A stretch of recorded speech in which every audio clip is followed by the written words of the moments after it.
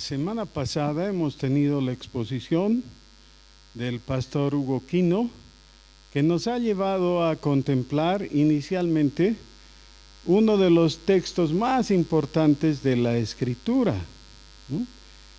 Ese texto que necesitaban memorizar los niños hebreos y que es válido, por supuesto, para nosotros también, pero no es válido en una forma plena, completa, porque se necesita toda la información que tenemos en el Nuevo Testamento para concluir.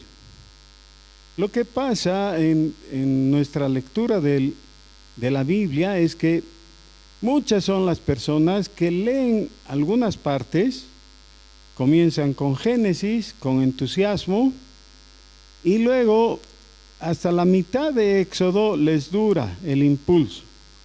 Y cuando empiezan todas esas estipulaciones de el tabernáculo, de las cosas que tenían que ponerse en el tabernáculo, ya se cansan, ¿no?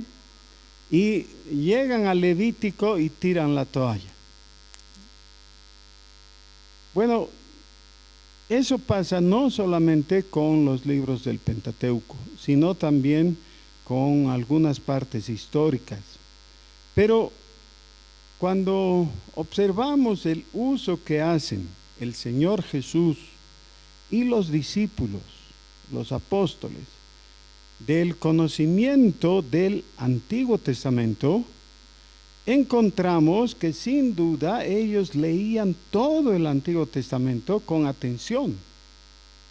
Es más, cuando el apóstol Pablo le dice a Timoteo que toda la Escritura es inspirada por Dios, toda la Escritura estaba refiriéndose principalmente al Antiguo Testamento, porque el Nuevo ni se había terminado. No existía gran parte del Nuevo Testamento todavía. Así que principalmente se refería al Antiguo. ¿Cómo hemos de honrar la palabra de Dios en su integridad? Para comenzar, debiéramos leer, y esa lectura debiera ser atenta, pero siempre su interpretación tiene que ser a través del lente del Nuevo Testamento, porque no podemos desatender o ignorar la revelación del Nuevo Testamento que nos ayuda a interpretar correctamente al Antiguo. Muy bien.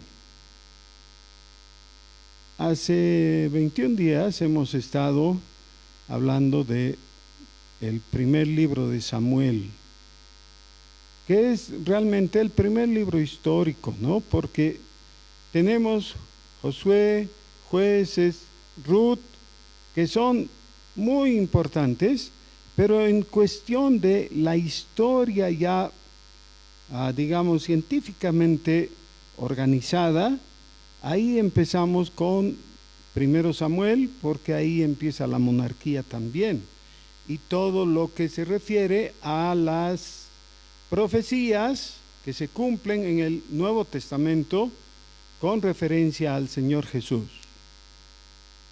Recuerden cuando el Señor Jesús entró en Jerusalén, la gente, la multitud que le aclamaba, decía algo. ¿Qué decía? Hosana, muy bien. Bendito el que viene en el nombre del Señor. Y algo más. Hosana al hijo de David. Pero David era un personaje de 1000 años antes. Alguien podría decir, ¿pero qué David? David es una monarquía ya totalmente pasada. Después han venido los invasores asirios, después los babilonios, después los persas, después los griegos, después los romanos. Ahora estamos con los romanos. ¿Qué vienen a hablar de David? Eso es pasado de moda.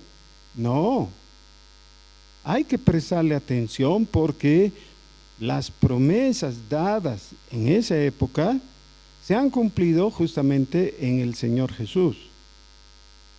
Entonces, para tener una comprensión de todo este fenómeno de la monarquía, que comienza un poquito antes de David. ¿Lo ven? Tenemos a David, el gran rey, pero antes ya hubo un rey. Ese rey fue Saúl. Sin duda, muchos se preguntarán, ¿y por qué entonces Saúl no siguió? ¿Por qué hubo ese cambio?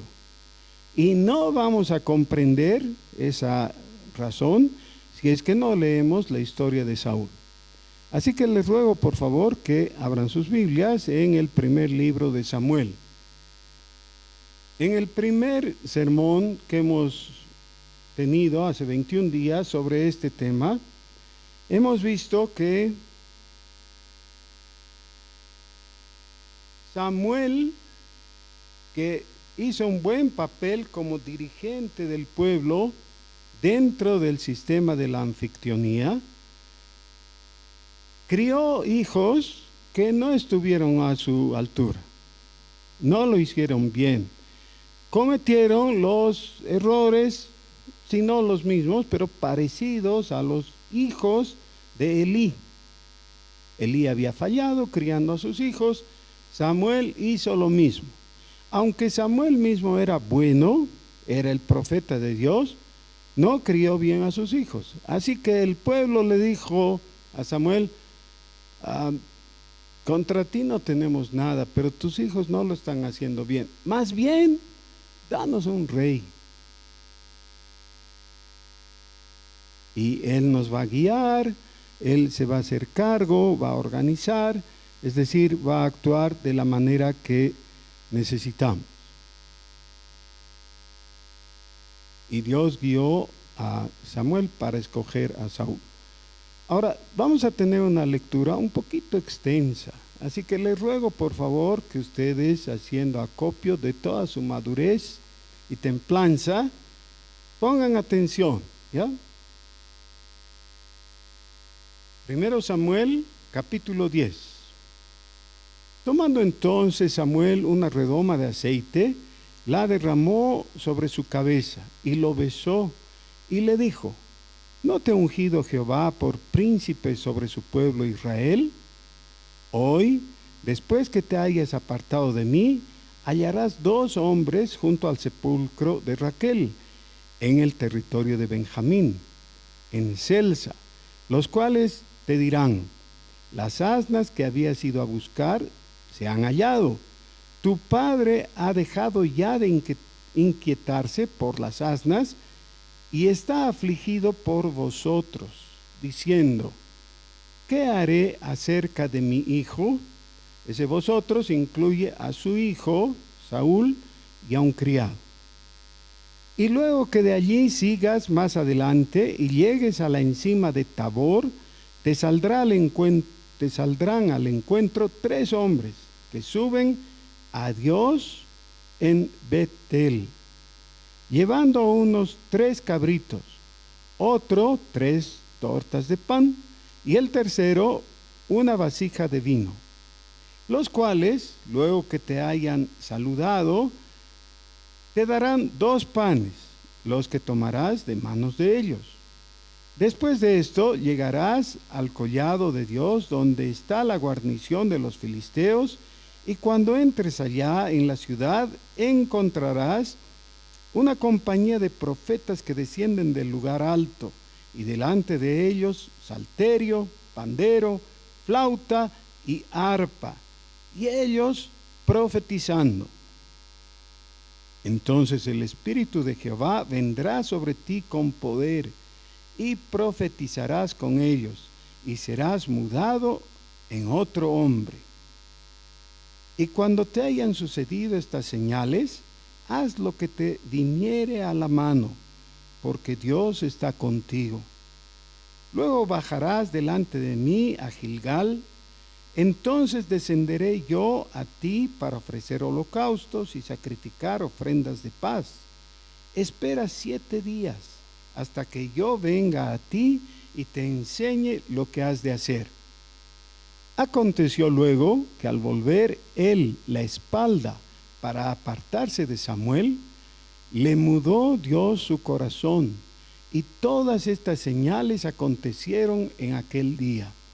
Y cuando llegaron allá al collado, he aquí la compañía de los profetas que venía a encontrarse con él, y el Espíritu de Dios vino sobre él con poder y profetizó entre ellos. Y aconteció que cuando todos los que le conocían antes vieron que profetizaba con los profetas, el pueblo decía el uno al otro: ¿qué ha sucedido al hijo de Cis? ¿Saúl también entre los profetas?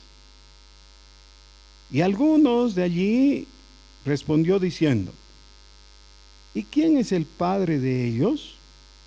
Por esta causa se hizo proverbio: también Saúl entre los profetas. Y cesó de profetizar y llegó al lugar alto. Un tío de Saúl dijo a él y a su criado: ¿a dónde fuisteis? Y él respondió: a buscar las asnas. Y como vimos que no aparecían, fuimos a Samuel.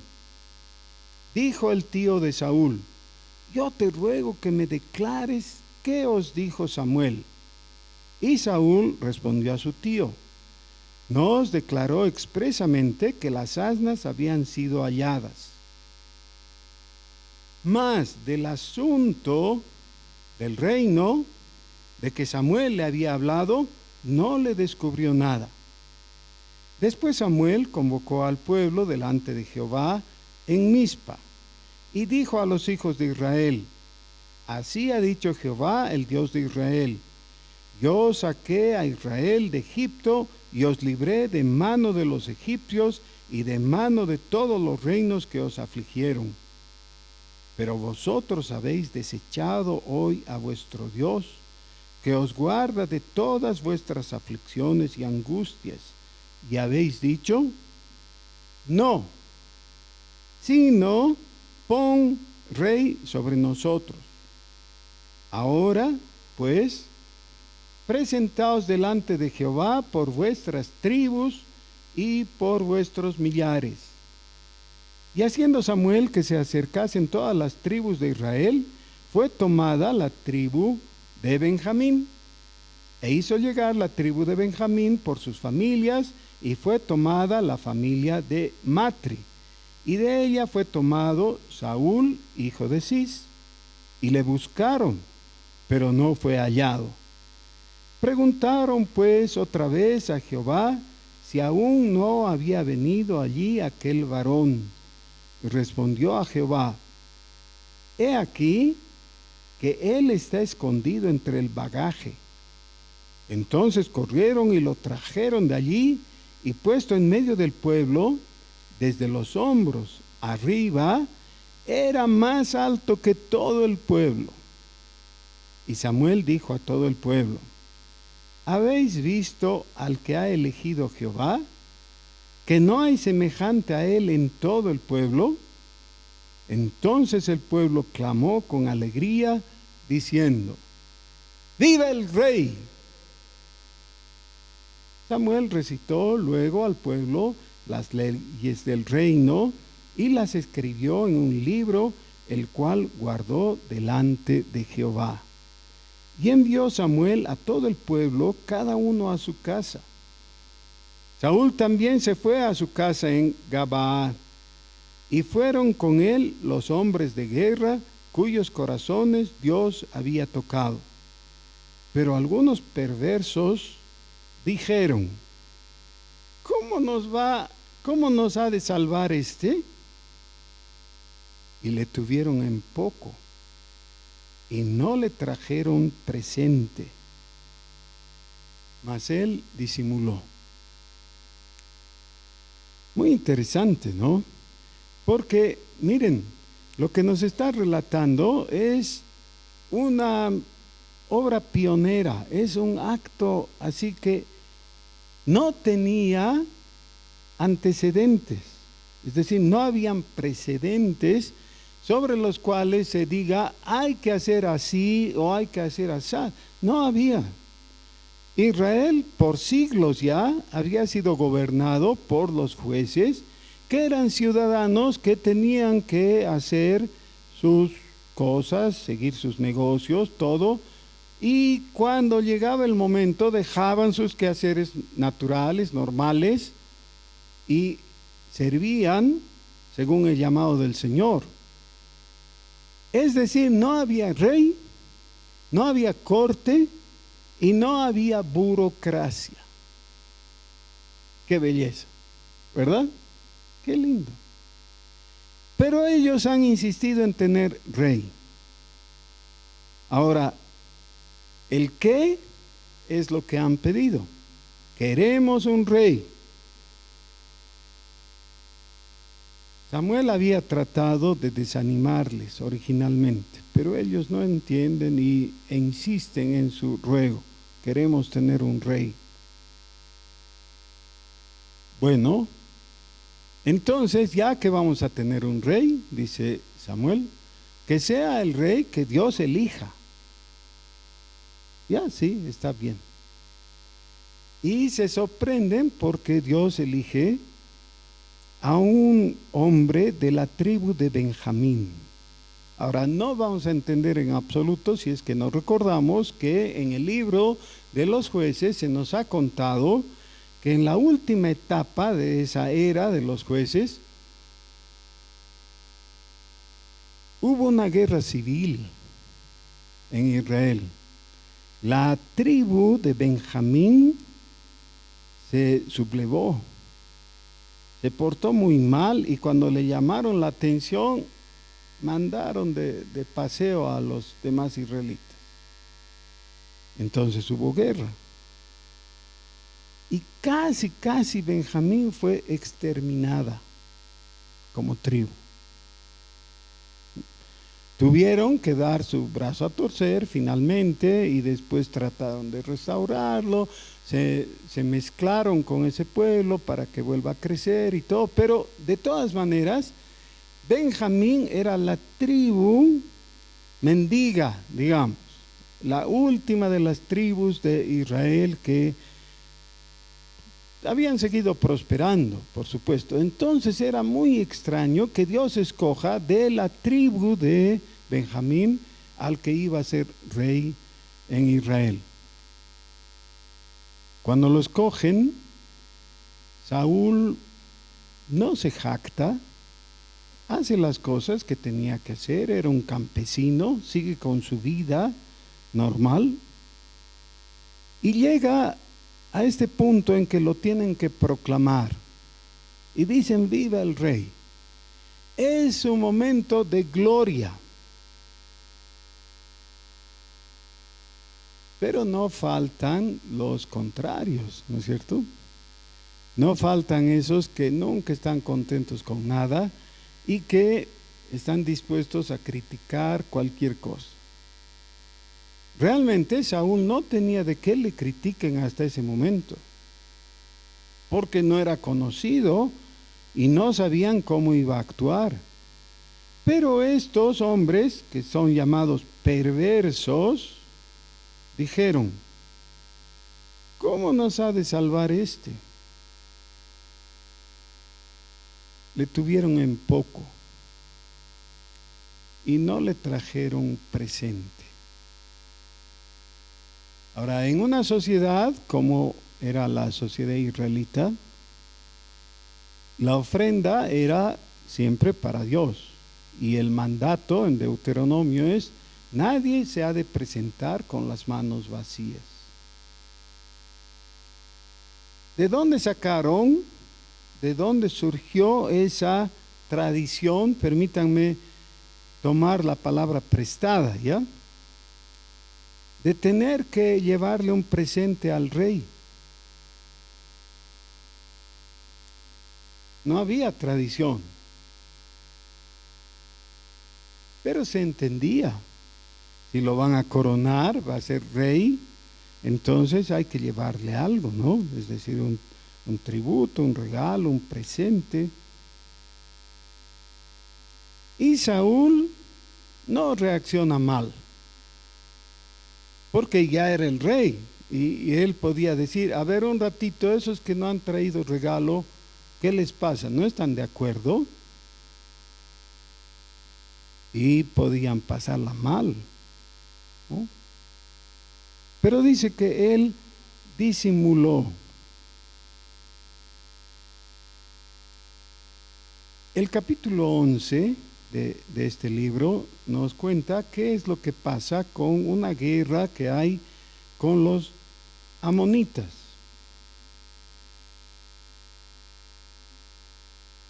Para esta guerra, Saúl se prepara, Dios lo guía y le da la victoria. Voy a saltar al versículo 12. El pueblo entonces dijo a Samuel, ¿quiénes son los que decían, ha de reinar Saúl sobre nosotros? Danos esos hombres y los mataremos. Es decir, el momento de la coronación, las cosas estaban un poco en veremos. ¿Cómo va a actuar este Saúl? Pero cuando ya Dios le da la victoria, los partidarios de él dicen, bueno, ahora ha demostrado que tiene todas las credenciales para poder ser rey. Así que los que han actuado con él en una forma inadecuada, se han mostrado rebeldes, ellos tienen que pagar con su vida. Tráiganlos, los vamos a matar. Y Saúl dijo, no morirá hoy ninguno, porque hoy Jehová ha dado salvación en Israel. Mas Samuel dijo al pueblo, venid, vamos a Gilgal para que renovemos allí el reino. Y fue todo el pueblo a Gilgal, e invistieron allí a Saúl por rey delante de Jehová en Gilgal, y sacrificaron allí ofrendas de paz delante de Jehová, y se alegraron mucho allí Saúl y todos los de Israel. Y a algunos de nosotros nos gustaría que el libro termine aquí. Le agregaríamos un versículo que diga, y colorín colorado, todos vivieron felices. No rima, ¿no? Entonces, todos vivieron felices y comieron perdices. Es decir, ya se terminó, y se terminó bien, y todos estamos bien. Y si alguien nunca ha leído lo que continúa, podría pensar que así va a ser. ¿Qué tenía Saúl a su favor? Fue escogido de Dios. ¿Ya? Dios le dijo a Samuel, te voy a mostrar a quién he elegido. Así que era un elegido de Dios. Ya con eso nomás diríamos, ya todo está adentro, ¿no? Qué bien. Pero tenía algo más. ¿Qué? Era carismático, en el sentido propio de la palabra, ¿no? Carisma proviene de charis, que es gracia, era un agraciado, recibió de gracia el poder de Dios y manifestó esa presencia de Dios a través de la profecía. Él se metió con los profetas y empezó a profetizar. Algunos tienen problema con eso, ¿no? Dios no tiene problema con eso, nos cuenta tal como fue, profetizó. Y eso llamó tanto la atención que dijeron, ¿Saúl entre los profetas? Bueno, sí. ¿Y por qué tendría que ser extraño si es que Dios lo eligió. Si Dios lo eligió, también Dios lo va a dotar. Todo bien. ¿Qué más? En lo que hemos leído no dice, pero en el contexto muestra que era valiente y era esforzado. Era lo que necesitaban ellos, un rey guerrero, valiente, que vaya a la cabeza de su ejército y logren la victoria. Ok, ¿qué más? Llegó a ser popular.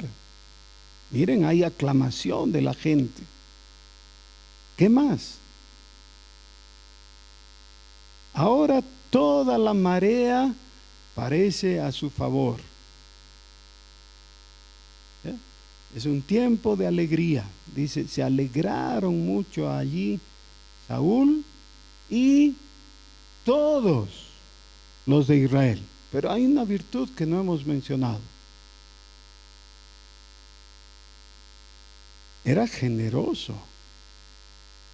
En este momento de gloria, él podía decir, sí, a todos esos sinvergüenzas que me han ofendido al no traerme regalito y que han puesto en duda mi capacidad, mátenlos.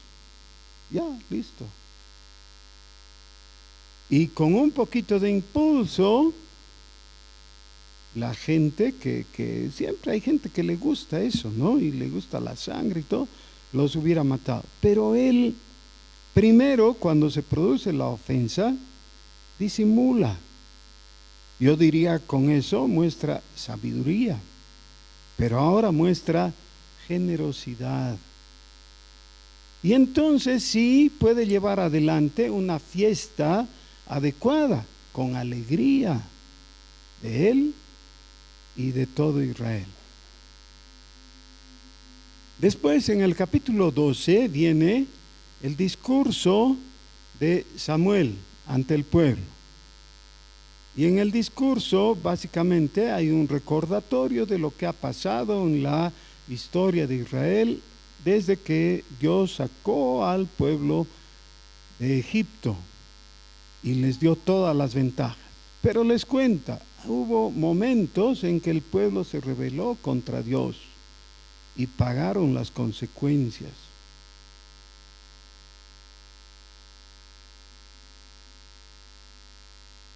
Samuel dice, yo voy a seguir, no voy a ser el rey, Saúl es el rey, pero yo voy a seguir en lo mío.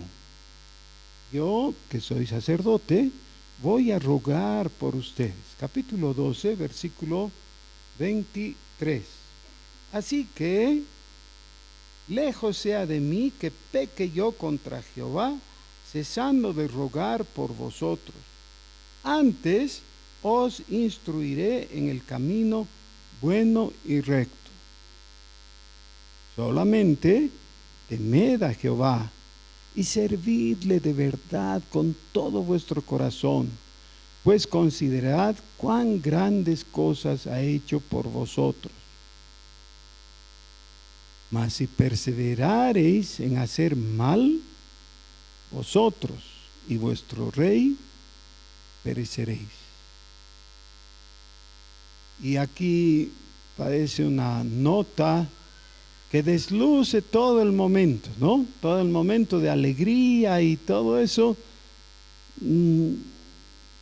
queda bajo una tensión, una amenaza, realmente, una advertencia. Escojan hacer el bien. Y entonces, al considerar lo que Dios ha hecho, reciban la bendición. Pero, si ustedes perseveran en hacer el mal, pereceréis. Ahí quiero detenerme un momento y mencionar algo. Dios estableció su ley aún en el momento de la creación. Cuando creó a Adán y Eva, les dijo claramente lo que tenían que hacer y lo que no podían hacer. Y les dijo que si hacían lo que Él les había prohibido hacer, entonces iban a pagar las consecuencias. Y eso era que iban a morir. Le dice a Adán, porque ciertamente el día que de él comieres, es decir, del fruto del árbol del conocimiento del bien y del mal, ciertamente moriréis. Esa es la advertencia. Y lo mismo está dado aquí. Si perseverareis en hacer el mal, vosotros y vuestro rey pereceréis. Por alguna razón, la gente tiende a plantear todo el asunto menos este aspecto. Pero esta es la ley básica. Haz lo que Dios dice, es decir, obedécele y te va a ir bien. Si haces lo que Dios prohíbe, te va a ir mal y la consecuencia final va a ser muerte. Y parecería que todos nosotros, o a todos nosotros, nos gusta mucho guardar una carta debajo de la manga, ¿no? Y decir, pero conmigo no se cumple eso, porque si yo hago mal, pero no ve que soy creyente en Jesucristo, entonces no voy a perecer. ¿Y es así?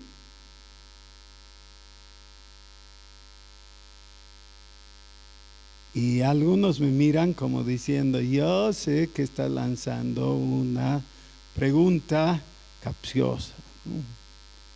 Que nos quieres llevar a decir sí y luego mostrar que estamos aquí. ¿Es así? Podemos decir, yo ya tengo la fe cristiana, así que no voy a perecer, aunque persevere en hacer el mal. Miren, no es así. El Evangelio expresado por el Señor Jesús todavía plantea la ley fundamental. Cuando escoges el mal, vas a tener el fruto de tu elección. Nadie puede pensar, voy a escoger el mal y voy a permanecer en el mal y Dios se las va a tener que aguantar, porque después de todo yo en un día levanté mi mano, ya me identifiqué como cristiano y entonces las cosas tienen que irme bien. Dios ya se comprometió. No, no es así. Por eso el apóstol Pablo, escribiéndoles a los Gálatas, les dice, no os engañéis, Dios no puede ser burlado. Todo lo que el hombre sembrare, eso también segará. Los Gálatas podrían decirle, no, un ratito Pablo, pero y tenemos fe. No, la fe no va del brazo de la desobediencia. La fe, entre otras cosas, implica que tú le crees al Señor y le obedeces. Eso está expresado en Hebreos capítulo 11, cuando dice, es pues la fe, la certeza de lo que se espera, la convicción de lo que no se ve, y luego empieza a mostrar cómo ejercieron la fe algunas personas en circunstancias que implicaban obedecer o no obedecer. Así que cuando Abraham oyó que Dios le dijo que salga, ¿qué hizo? Salió. Es decir, obedeció. La fe está vinculada a la obediencia. De ninguna manera está vinculada a una especie de complicidad de Dios con los cristianos, que les da carta blanca a los cristianos a hacer lo que quieran.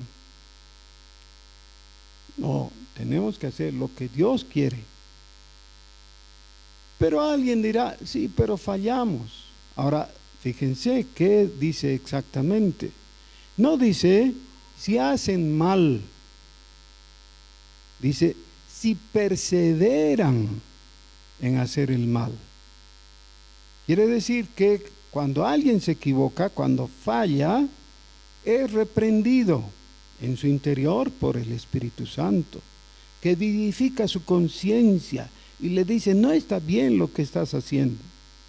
Pero también es reprendido por los pastores, por los ancianos, por los que están a cargo de su vida, que le dicen, estás portándote mal, cambia tu sendero, arrepiéntete. Y si persevera en hacer mal, va a perecer. Esto plantea la cuestión de si podemos confiar en que la salvación es segura. Y alguien dice, se pierde la salvación. Eso es simplificar las cosas. La Biblia claramente habla de que el que recibe la salvación puede gozar de seguridad de la salvación en Cristo.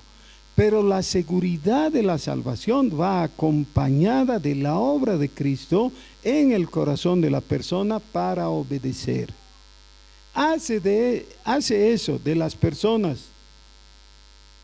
impecables. No hace impecables. Hace sensibles a la voz del Espíritu para arrepentirse por sus pecados. Por eso, el llamamiento del Nuevo Testamento es a una actitud continua y periódica de todos nosotros para volver a los pies del Señor y confesar nuestros pecados. Y reconocer, no soy justo, solamente soy justo en Cristo. En mí mismo soy falible. Y la realidad es que me equivoco y hago mal y me enojo y codicio y todas las cosas que están en la palabra. Esa es la realidad. Por eso necesito volver a tomarme de la mano del Señor, porque el Señor está extendiendo su mano para que permanezcamos en Él. En el capítulo 13 se nos habla de un nuevo enemigo, alguien que está en esta situación en contra de los israelitas, el pueblo de Dios y Saúl. Y yo sé que el tiempo es opresor, así que les voy a resumir lo que dice. Los filisteos habían sido dominadores en toda esta última etapa de los jueces y hasta el principio de la época de los reyes de Israel.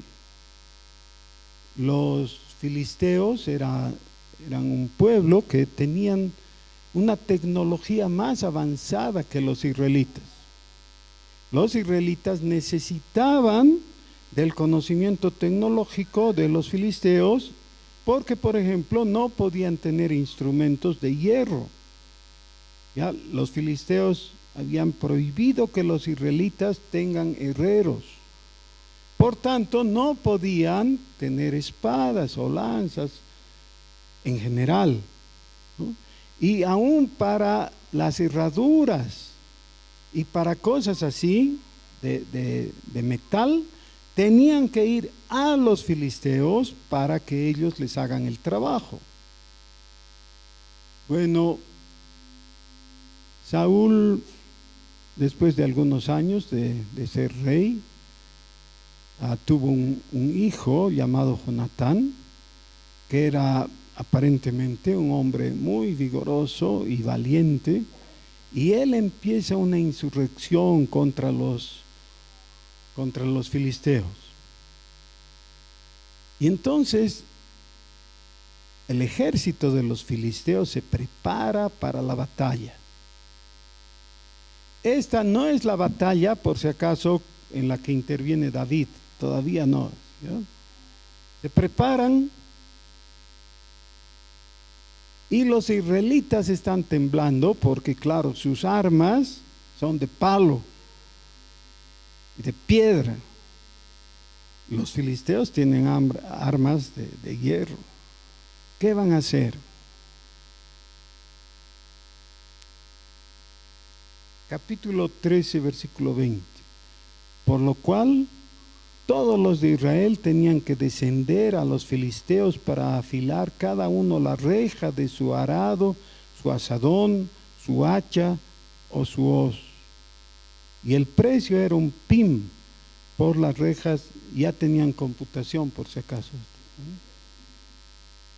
Y por los asadones y la tercera parte de un ciclo, por afilar las hachas y por componer las aguijadas. Así aconteció que en el día de la batalla no se halló espada ni lanza en mano de ninguno del pueblo que estaba con Saúl y con Jonatán, excepto Saúl y Jonatán su hijo, que las tenían. Y la guarnición de los filisteos avanzó hasta el paso de Micmas. Algunos de los pueblos circunvecinos de los israelitas son simbólicos. Egipto, por ejemplo, es el símbolo del mundo, al cual estaba prohibido regresar. Hay los moabitas, que son el símbolo de la tentación sexual. Y están los filisteos, que son el símbolo de la opresión. ¿Sí? En este caso, tecnológica. Me he burlado diciendo que ya tenían computación, pero era más o menos lo mismo que pasa ahora con los que manejan todo eso de la informática y los que no lo hacemos. Y hay una brecha entre unos y otros que se va ampliando cada vez más. Y entonces los que no tienen conocimiento se sienten oprimidos por los que sí tienen el conocimiento. El conocimiento tecnológico hace que algunos absorban la riqueza. Miren quiénes son los grandes millonarios de nuestra época. Los que están metidos o que manejan la tecnología. Eso es. Ahora Israel está en apuros. Han provocado a los filisteos y Saúl no sabe qué hacer. Y es muy importante que en sus casas, por favor, desde el capítulo que hemos leído, el capítulo 10, lean otra vez todos estos capítulos in extenso.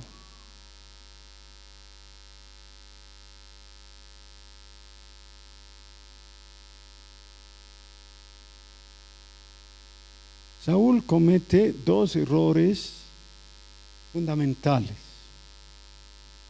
El primero, dice, para que Dios nos bendiga, voy a decretar ayuno. Porque, igual que muchos cristianos de nuestra época, Saúl piensa, la gran muestra de espiritualidad es el ayuno. Y su hijo dice, qué disparate. ¿Cómo? Antes de entrar en la batalla van a ayunar, es cuando más necesitan estar nutridos y estar animados y todo. Si están hambrientos, ¿cómo les va a ir bien? Así que él come. Y le va bien, porque recuperó fuerzas. El segundo error grande es que Saúl tenía todas las razones para confiar en Dios, pero confiar en Dios tiene un aspecto del cual ahora no se habla. Es un aspecto que fue olvidado por Saúl y es olvidado por nosotros también. y que tiene que ver con el ejercicio de la fe, y es el esperar. Muchas veces la gente plantea la evidencia de que alguien tiene fe porque de inmediato tiene el resultado. Y a veces es así, el poder de Dios actúa de inmediato y es sorprendente. Por ejemplo, los discípulos están en medio del mar de Galilea y están gritando, eso es lo que dice el texto, están gritando de miedo. Sobre todo cuando ven un fantasma, en el punto de vista de ellos, ¿no? Un fantasma, no era un fantasma, era Jesús, pero ellos ven un fantasma que se acerca y están aterrados. Hasta que llega Jesús a ellos, sube a la barca y de inmediato llegan al puerto donde estaban yendo. De inmediato. Si alguien desde cierta óptica preguntara ¿por qué llegan de inmediato? Podrían decir porque han ejercitado su fe. La fe ha logrado un milagro de inmediato. Ok, entonces, ¿a veces sucede así? Sí, así es. Jesús mandó a Lázaro que salga. ¿Y cuántos días tardó Lázaro en salir? No, muerto tenía 4 días, pero en salir no tardó nada. Inmediatamente que oyó la voz del Señor, salió. Así es. Pero en otros momentos, el milagro no ocurre. Y no es que no ocurre y no va a ocurrir. Tú piensas, puede ser que ocurra. Pero parece que Dios está distraído. Parece que Dios se ha ido de día de campo. ¿Se acuerdan, no? Las posibilidades que hay. ¿Por qué Dios no me contesta? Y ahí es donde viene este aspecto tan importante del ejercicio de la fe, que es espera en Dios. ¿Se acuerdan lo que dice el salmista mientras reflexiona? Habla con su alma. Le dice, alma, tranquila. Espera en Dios. Es justo en momentos en que quisiéramos ver una respuesta inmediata a nuestros ruegos, cuando necesitamos ese otro aspecto del ejercicio de la fe. Hay que esperar. Dios tiene su tiempo. Él no se equivoca, no se atrasa y no se adelanta. Hace todo a su tiempo. ¿Sabían que la salvación misma es presentada así? Dios obrando en su tiempo. Dice Romanos capítulo 5. Cuando nosotros aún éramos impotentes, ¿se entiende?, para agradar a Dios, Jesús a su tiempo murió por los impíos. No murió antes, no murió en la época de David o de Saúl, no. Murió en su tiempo. Porque Dios sabe cuándo hacer.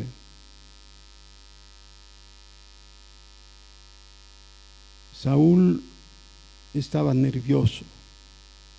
Su ejército estaba disminuyendo porque algunos hombres desertaban, se iban. Y entonces se pone cada vez más tenso y dice, ¿cómo voy a entrar en batalla sin haber presentado sacrificio a Jehová?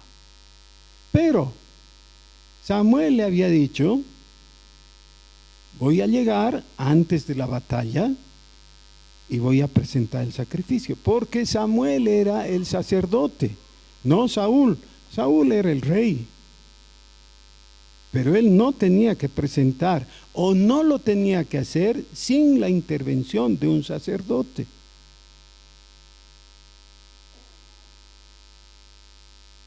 Saúl no pudo más. Mandó a la gente y trajeron animales y él los sacrificó delante de Dios. Y cuando terminó de presentar el sacrificio, Samuel se presentó y le dijo: locamente has hecho. Si hubieras esperado, Dios hubiera confirmado tu reino. Así no funcionan las cosas. En nuestros días, todos nosotros sabemos que hablar a Dios tiene un efecto inmediato, porque todos nosotros somos invitados a entrar en la presencia directa de Dios. Eso es lo que nos enseña la epístola a los Hebreos. Dice, tenemos entrada al trono de la gracia.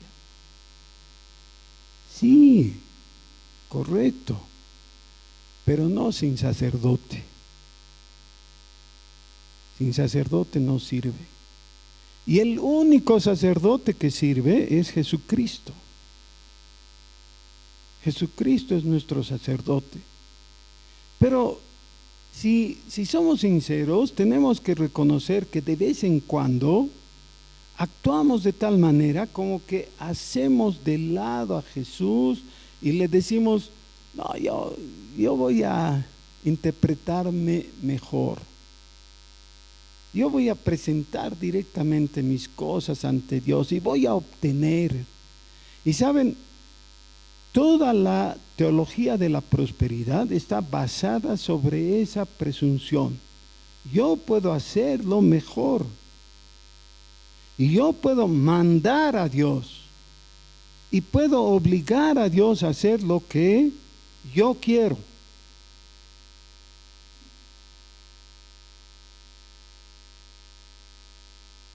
¿Cómo es que actúa Dios como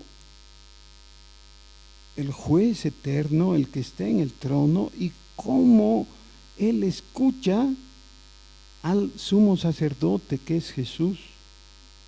Jesús y toda su existencia tiene razón de ser ahora porque está al lado del trono. No necesita entrar cada año siguiendo un ritual, porque una vez y para siempre ya ofreció su propio sacrificio en la cruz. Así que Él está con el Padre. Pero no lo puedes obviar.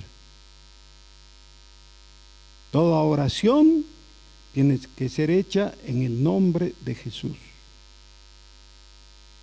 Y alguien podrá decir, sí, pero no hay que estar repitiendo las palabras, ese es un defecto religioso, ¿no ven? Les gusta mucho usar religioso casi como un agravio. Ya, ¿para qué estar hablando? ¿Saben qué? Dios no va a escuchar a nadie sino en el nombre de Jesús, porque ha establecido que solamente en el nombre de Jesús el hombre va a ser oído. Para salvación, para santificación, para bendición, todo pasa por Jesucristo. Dios así lo ha dispuesto. No puedes ir sin sacerdote. Jesús quiere bendecirte, quiere intermediar, quiere rogar por ti, de hecho lo está haciendo.